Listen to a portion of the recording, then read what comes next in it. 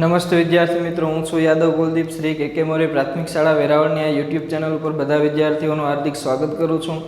આજે આપણે ધોરણ 8ની અંદર વિજ્ઞાનની અંદર પહેલું પ્રકરણ પાક ઉત્પાદન અને વ્યવસ્થાપન વિશે જોઈએ. તો એની અંદર આપણે 3 લેક્ચર જોઈ ગયા. હવે આપણે જોશું વાવણી. હવે જમીનની અંદર કોઈ પણ પાક ઉગાડવો હોય તો સૌપ્રથમ એની વાવણી કરવી એ પ્રથમ તબક્કો છે, કારણ કે વાવણી થશે તો પાક ઉગશે. વાવણી એટલે બીજને આપણે જમીનમાં બોવશું એટલે કે વાવશું, બરોબર છે. તો એ બીજ ઉગશે અને પાકની ઉત્પાદન થશે. પણ એના પહેલાં આપણે પાકનું ઉત્પાદન થાય એ પહેલાં આપણે શું કરવું જરૂરી છે? વાવણી કરવી જરૂરી છે. તો પાક ઉત્પાદન માટે વાવણી એ પ્રાથમિક એટલે કે પ્રથમ તબક્કો છે. તો પહેલો મુદ્દો આપણે લખી શકીએ. શું લખી શકીએ ભાઈ? તો કે પાક ઉત્પાદન માટે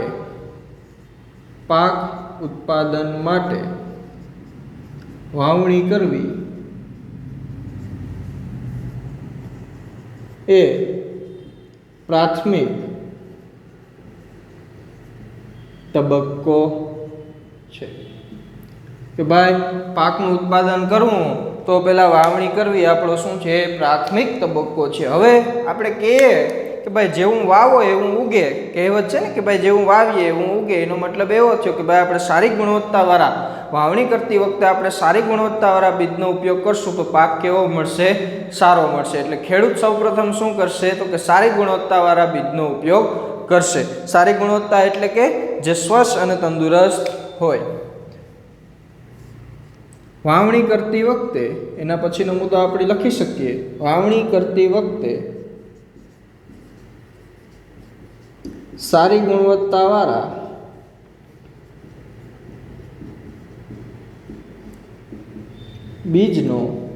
બીજની પસંદગી કરવામાં આવે છે. બરોબર? સારી ગુણવત્તાવાળા બીજની પસંદગી કરવામાં આવે છે જેથી સારો પાક મળે. સારી ગુણવત્તાવાળું બીજ કેવું હોય? તો આપણે લખી શકીએ કે જે સ્વચ્છ અને તંદુરસ્ત હોય. બરોબર? સ્વસ્થ અને તંદુરસ્ત હોય. તો બે મુદ્દા આપણે જોઈ ગયા કે ભાઈ પાક ઉત્પાદન માટે આપણે વાવણી કરવી એ પ્રથમ તબક્કો છે. બરોબર છે. પછી સારી ગુણવત્તાવાળી બીજની પસંદગી કરવામાં આવે છે. સારી ગુણવત્તાવાળું જે બીજ હોય એ કેવું હોય છે? સ્વસ્થ અને તંદુરસ્ત હોય છે. તો સ્વસ્થ અને તંદુરસ્ત હોય તો ખેડૂતને શું ફાયદો થાય? તો કે સાહેબ આ સ્વસ્થ અને તંદુરસ્ત બીજ હોય સારી ગુણવત્તાવાળું તો ખેડૂત એનાથી શું કરી શકે છે? વધારે ઉપજ પ્રાપ્ત કરી શકે છે. તો આપણે લખી શકીએ જેનાથી ખેડૂત વધારે સારી ઉપજ પ્રાપ્ત કરે છે. જો બીજ જ નબળું હોય તો ખેડૂતને જે પાક છે એ નિષ્ફળ જશે. પાક નિષ્ફળ જશે એટલે ઉપજ એનું જે ફળ મળશે એ કેવું મળશે? નબળું મળશે. બરોબર છે. તો આ બે મુદ્દા જોઈ ગયા. હવે વાવણીની અંદર બીજો મુદ્દો શું લખશું કે ભાઈ પરંપરાગત રીતે એટલે કે પહેલાના સમયથી જે વાવણીનો જે ઓજાર છે એ કેવું છે? તો કે ભાઈ ગળણી આકારનું હોય. કેવા આકારનું હોય? ગળણી તમે જોઈ હશે. પેટ્રોલ ડીઝલની તમે મોટરસાઇકલની વાત કરીએ આપણે તો એની અંદર પેટ્રોલ નાખો તો પહેલાં ગળણીમાંથી તમારે પેટ્રોલને પસાર કરવું પડે. તો પહેલાંના સમયમાં પરંપરાગત એટલે કે પહેલાંના સમયમાં જે સાધન હતું એ કેવું હતું? ગળણી આકારનું હતું. એટલે કે આવું કંઈક હશે, ગળણી આકારનું હતું. બરોબર છે. હવે શું થાય છે? તો આપણે લખી શકીએ એના પછીનો મુદ્દો પરંપરાગત રીતે એટલે કે પહેલાંના સમયમાં એમ પણ આપણે કહી શકીએ પરંપરાગત રીતે ઉપયોગમાં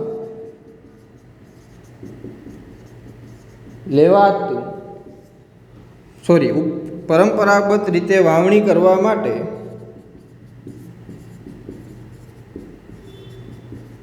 ઉપયોગમાં લેવાતું સાધન અથવા તમે એને ઓજાર પણ કહી શકો. પરંપરાગત રીતે એટલે કે પહેલાંના સમયમાં વાવણી કરવા માટે ઉપયોગમાં લેવાતું જે સાધન હતું એ કેવું હતું? ગળણી આકારનું હતું. કેવું? ગળણી આકારનું હોય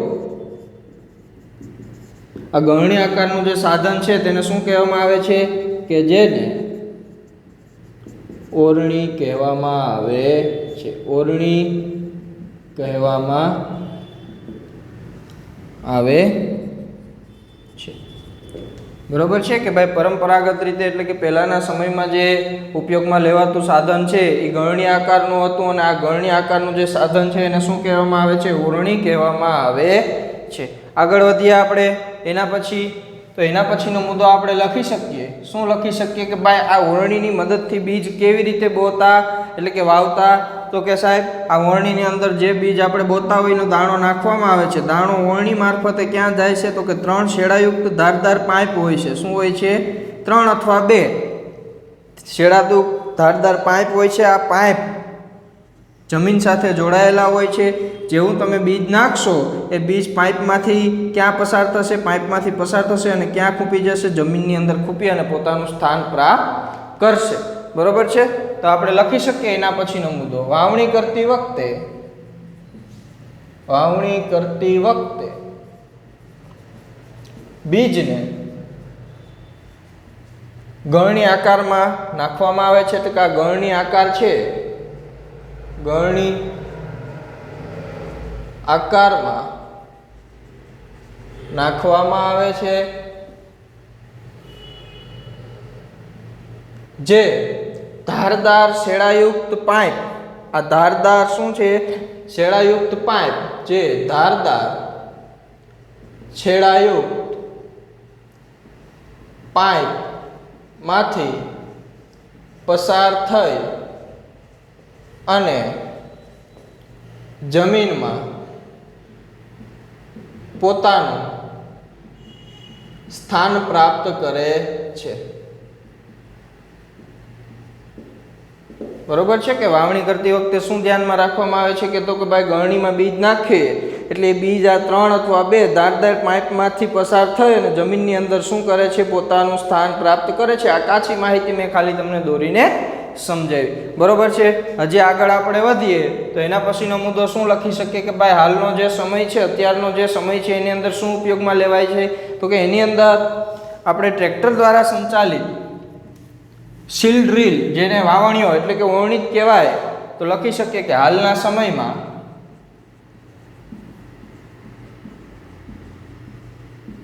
ટ્રેક્ટર દ્વારા સંચાલિત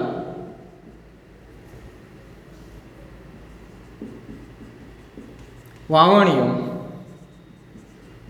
એટલે કે વાવણીયાને તમે શું કહી શકો? બીજું ઓરણી પણ કહી શકો. અને એની બીજી ભાષામાં કહેવામાં આવે છે સીલ ડ્રીલ. શું કહેવામાં આવે છે? Seal drill. હાલના સમયમાં ટ્રેક્ટર દ્વારા સંચાલિત વાવણીઓ એટલે કે સીલ ડ્રીલનો ઉપયોગ થાય છે.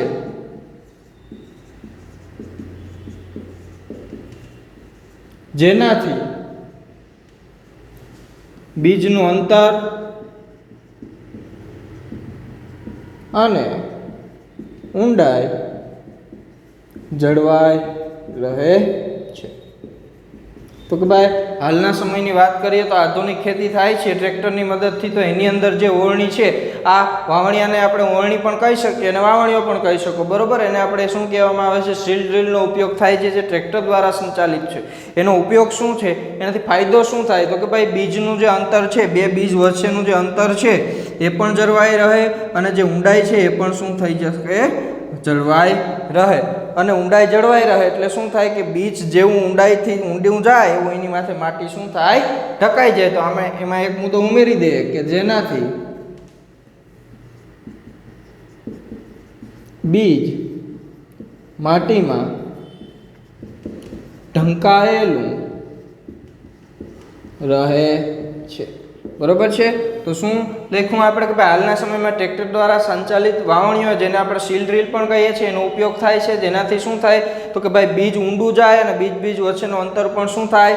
જળવાઈ રહે. ઓલું આપણે વાવણીઓ હોય પરંપરાગત રીતે જે વાવણીઓ ઉપયોગ કરતા, એમાં એવું થતું નથી, કારણ કે બળદ દ્વારા ચાલે છે. બળદ દ્વારા ચાલે છે તો બળદ આડાવડો ચાલી શકે કે ન ચાલી શકે? તો કે આ સાહેબ, તો એમાં બીજનું જે અંતર છે એ જળવાઈ રહેતું નથી. પણ ટ્રેક્ટર એવું થતું નથી. ટ્રેક્ટર દ્વારા શું થાય છે? કે તેનું અંતર અને બીજ છે એ વધારે ઊંડે સુધી જાય છે. વધારે ઊંડે સુધી જશે એટલે એનું બીજ છે એ માટીથી ઢકાઈ જશે, બરાબર। આનાથી બીજો શું ફાયદો થાય કે જેનાથી ટ્રેક્ટરના લીધે શું થાય તો કે સમય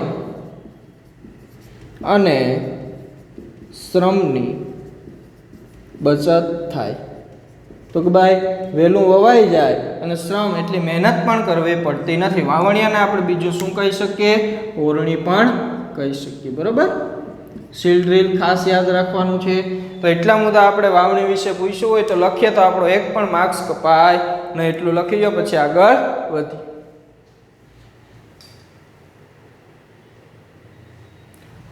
હવે વિદ્યાર્થી મિત્રો આપણે એના પછીનો જે મુદ્દો છે જોઈએ, કુદરતી અને કૃત્રિમ ખાતર। હવે જમીન છે, ભૂમિ છે, એ પાકને શું પ્રદાન કરે છે, ખનિજ તત્વો પ્રદાન કરે છે, પણ એ પૂરતા નથી, પાક માટે પૂરતા નથી। આ ખનિજ તત્વો પૂરતા કરવા માટે એમાં શું ઉમેરવું પડે છે તો કે સાહેબ એમાં ખાતર ઉમેરવું પડે છે। કેવું ખાતર કે કુદરતી અને કૃત્રિમ। હવે કુદરતી ખાતર કેવું હોય અને કૃત્રિમ ખાતર કેવું હોય આપણે વિશેષ માહિતી સમજશું। પહેલાં આપણે બે પ્રાથમિક માહિતી લખવી અનિવાર્ય છે। કઈ માહિતી તો કે ભાઈ ભૂમિ જમીનને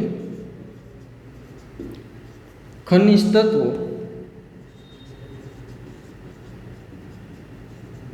પૂરા પાડે છે, પૂરા પાડે છે।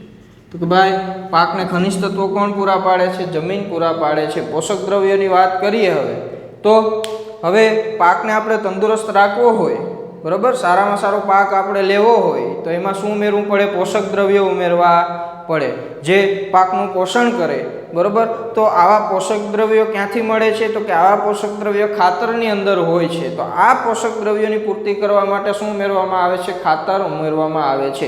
કેવું ખાતર તો કે કુદરતી અને કૃત્રિમ ખાતર ઉમેરવામાં આવે છે। તો આપણે એના પછીનો મુદ્દો લખી શકીએ કે પાકને તંદુરસ્ત રાખવા, પાકને તંદુરસ્ત રાખવા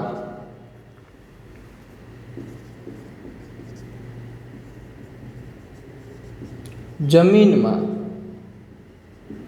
જે પોષક દ્રવ્યો, પાકને તંદુરસ્ત રાખવા જમીનમાં જે પોષક દ્રવ્યો ઉમેરવામાં આવે છે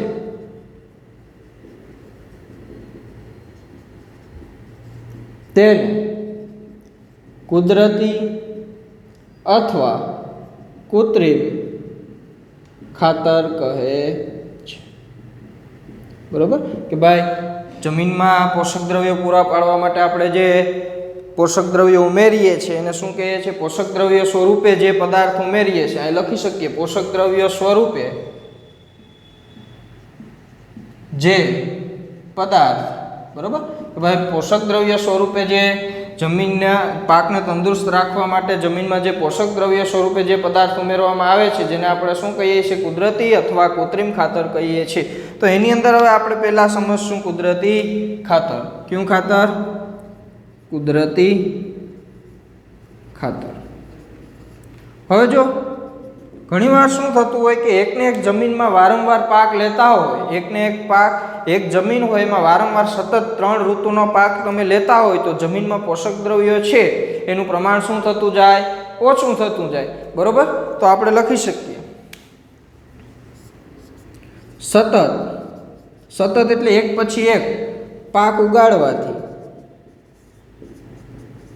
આપણે કહીએ છીએ જમીન થાકી જાય, શું થઈ જાય, થાકી જાય। સતત ને સતત તમે એમાં પાક ઉગાડો તો પોષક દ્રવ્ય ઓછા થઈ જાય, જમીનની ફળદ્રુપતામાં શું થઈ જાય, ઘટાડો થઈ જાય। સતત પાક ઉગાડવાથી જમીનમાં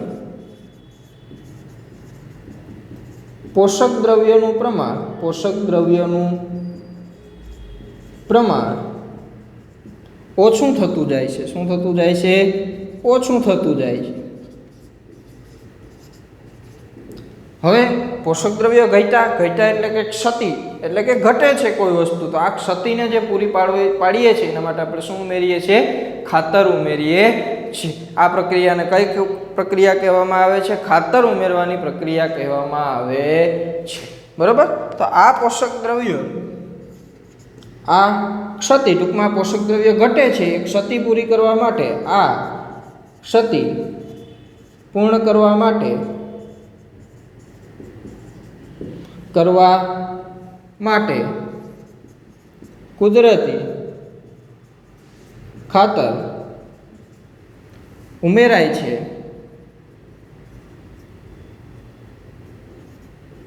આ ક્રિયાવિધિને આ જે આપણે ક્રિયાવિધિ કરીએ છીએ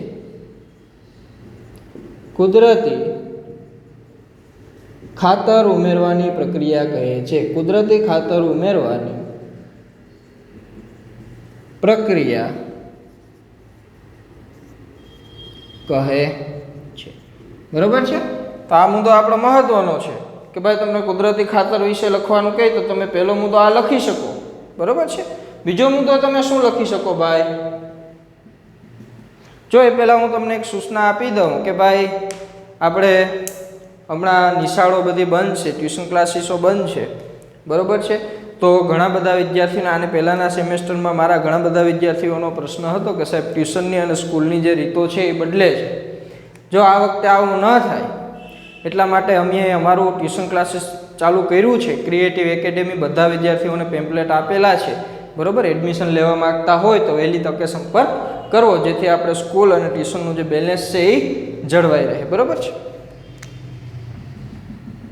હવે આપણે એના પછીનો મુદ્દો લખીએ કે ભાઈ હવે આ ખાતર છે કુદરતી ખાતર બને કેમાંથી? તો જે પહેલાના સમયમાં એવું બનતું કે ભાઈ જે વનસ્પતિઓ હતી એ જંગલમાં કોઈ પણ ભૂચાલ આવવાથી કે કોઈ પણ વસ્તુ થવાથી શું થતું કે જમીનમાં દટાઈ જતી. બરાબર છે. તો એનાથી શું બનતું? તો કે ભાઈ એનાથી સાહેબ પેટ્રોલ ડીઝલ એવું બનતું. વર્ષો પછી એનાથી પેટ્રોલ ડીઝલ બને છે. ભાઈ પ્રાણીઓ મરીને જમીનમાં દટાઈ ગયા હોય પહેલાંના સમયમાં એનું પછી શું બને છે? Petrol diesel. ખાતરનું પણ શું છે? કુદરતી ખાતરનું એવું જ છે કે ભાઈ તમે વનસ્પતિ છે અથવા પ્રાણીઓ છે, બરાબર, એ પ્રાણીઓનું તમે એક જગ્યાએ ખુલ્લી જગ્યામાં મૂકી દો તો એનું વિઘટન થશે. વિઘટન કોના વડે થશે? તો કે ભાઈ સૂક્ષ્મજીવો છે એનું વિઘટન કરી નાખશે, એને છૂટું પાડી દેશે. આપણે ઉકોળાનું ઉદાહરણ લઈએ, ઉકોળામાં પણ એવું જ રીતે ઘટનાઓ બને છે. બરાબર. હવે આ વિઘટનિક જે પદાર્થ છે એ કાર્બનિક પદાર્થ છે. એક પ્રકારનો કેવો પદાર્થ છે? કાર્બનિક પદાર્થ. બરાબર છે. તો આપણે એના પછીનો શું મુદ્દો લખી શકીએ કે કુદરતી ખાતર લખી શકીએ. આપણે કુદરતી ખાતર એક પ્રકારનો કાર્બનિક પદાર્થ છે. કુદરતી ખાતર એક પ્રકારનો કાર્બનિક પદાર્થ છે જે વનસ્પતિ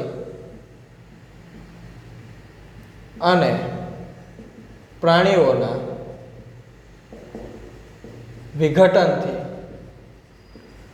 બને છે. કે ભાઈ કુદરતી ખાતર છે એક પ્રકારનો કાર્બનિક પદાર્થ છે જે વનસ્પતિઓ અને પ્રાણીઓના વિઘટનથી બને છે. હવે આ ખાતર બનાવવા માટે ખેડૂત શું પ્રક્રિયા કરે છે? તો કે ભાઈ ખેડૂત એક ખુલ્લી જગ્યામાં ખાડો પાડે છે. ખાડામાં વનસ્પતિ અને પ્રાણીઓના જે નકામો કચરો છે એને છોડી દે છે. શું કરી દે છે?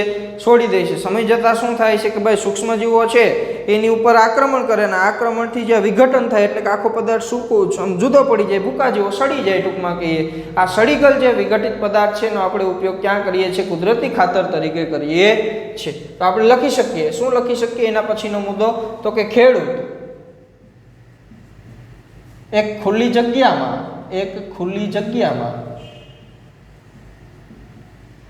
આ પદાર્થને આપણે એમ લખી શકીએ ખેડૂત એક ખુલ્લી જગ્યામાં વનસ્પતિ અને પ્રાણીના નકામા કચરાને એક ખુલ્લી જગ્યામાં વનસ્પતિ અને પ્રાણીના કચરાને ખાડો પાડી અને રહેવા દે છે. સમય જતા એટલે કે સમય પસાર થાય ભાઈ પછી શું થાય? તો કે સમય જતા આ કચરો વિઘટન પામે છે. કોના દ્વારા વિઘટન પામે છે? તો એ લખીએ. આ કચરો સૂક્ષ્મજીવો દ્વારા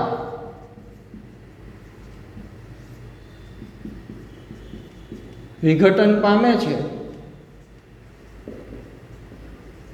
બરાબર. આ જે કચરો છે એ સૂક્ષ્મજીવો દ્વારા વિઘટન પામે છે. કે ખેડૂત શું કરે છે કે ખુલ્લી જગ્યામાં ખાડો હોય ત્યાં વનસ્પતિ અને પ્રાણીઓનો જે નકામો કચરો છે એને છોડી દે. સમય જતાં શું થાય છે કે ભાઈ સમય જતાં આ કચરો શું પામે છે કે સૂક્ષ્મજીવો દ્વારા વિઘટન પામે છે. આ વિઘટિત પદાર્થને અહીં લખું છું, આ વિઘટિત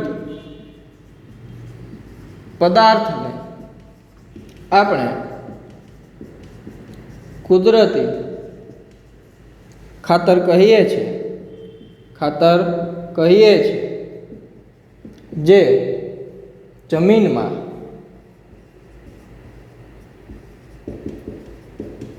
નાખવામાં આવે છે, જેનાથી જમીનની જળ સંગ્રહ ક્ષમતા અને પોષક દ્રવ્યોમાં વધારો થાય છે.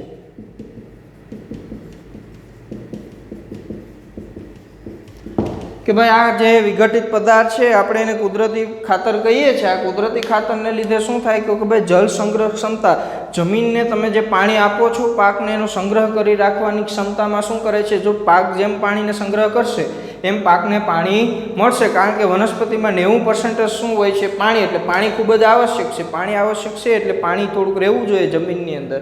તો ખાતરને લીધે જમીનની જળ સંગ્રહ ક્ષમતામાં વધારો થશે અને બીજું શું થશે કે પોષક દ્રવ્યોમાં પણ વધારો થશે. તો હવે એક મુદ્દો આપણી બુકમાં આપેલ છે એટલે લખી નાખીએ કે આ જે કુદરતી ખાતર છે ભાઈ, કુદરતી ખાતરના ફાયદા. આ કુદરતી ખાતરના ફાયદા જો કે આપણે ભણી ગયા પણ પાછા આપણે પૂછાડ્યા હોય કે ભાઈ કુદરતી ખાતરના ફાયદા લખો, તો આપણે કઈ રીતે લખી શકશું? તો પહેલો મુદ્દો આપણે લખી શકીએ કુદરતી ખાતર. પહેલા જ આપણે જોઈ ગયા કે પોષક દ્રવ્યોમાં વધારો થાય છે. પોષક દ્રવ્યોમાં શું થાય છે? વધારો થાય છે. તમે ભણી ગયા એ જ આમાં લખવાનું છે. બીજો મુદ્દો આપણે શું લખી શકીએ તો કે જમીનનું બંધારણ સારું બને છે. જમીનનું બંધારણ સારું બને છે. બંધારણ એટલે શું કે ભાઈ જમીનમાં જેમ માટી નાખશો એમ જમીનનું જકડવાનું ટૂંકમાં એનું જે મજબૂતાઈ છે એનું બંધારણ છે કેવું બનશે? સારું બનશે. પછી શું લખી શકીએ તો કે ભાઈ જમીનની જળ સંગ્રહ ક્ષમતામાં વધારો કરશે. જે આપણે ભણી ગયા જળ સંગ્રહ ક્ષમતામાં વધારો થશે.